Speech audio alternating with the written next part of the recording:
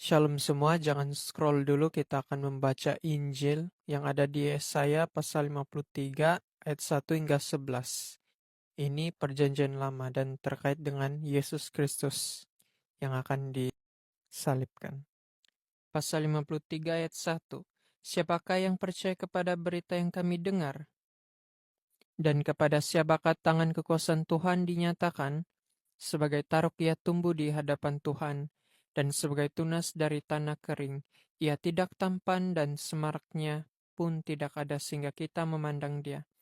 Dan rupa pun tidak sehingga kita menginginkannya. Ia dihina dan dihindari orang.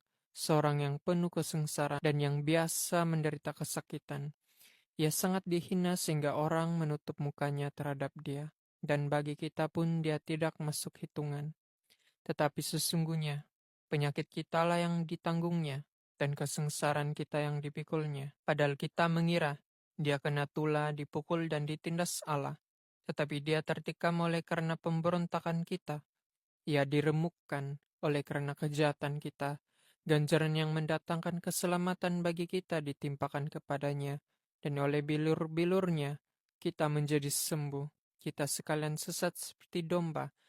Masing-masing kita mengambil jalannya sendiri, tetapi Tuhan telah menimpakan kepadanya kejahatan kita sekalian. Dia diniaya, tetapi dia membiarkan diri ditindas dan tidak membuka mulutnya seperti anak domba yang dibawa ke pembantaian.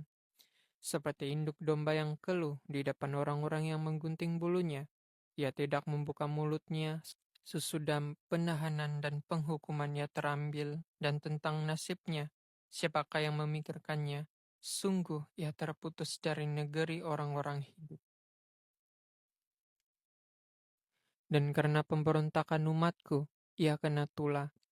Orang menempatkan kuburnya di antara orang-orang fasik, dan dalam matinya ia ada di antara penjahat-penjahat. Sekalipun ia tidak berbuat kekerasan, dan tipu tidak ada dalam mulutnya, tetapi Tuhan berkehendak meremukkan dia dengan kesakitan. Apabila ia menyerahkan dirinya sebagai korban penebus salah, ia akan melihat keturunannya, umurnya akan lanjut, dan kehendak Tuhan akan terlaksana olehnya. Sesudah kesusahan jiwanya, ia akan melihat terang dan menjadi puas. Dan hambaku itu sebagai orang yang benar akan membenarkan banyak orang oleh hikmatnya dan kejahatan mereka dia pikul.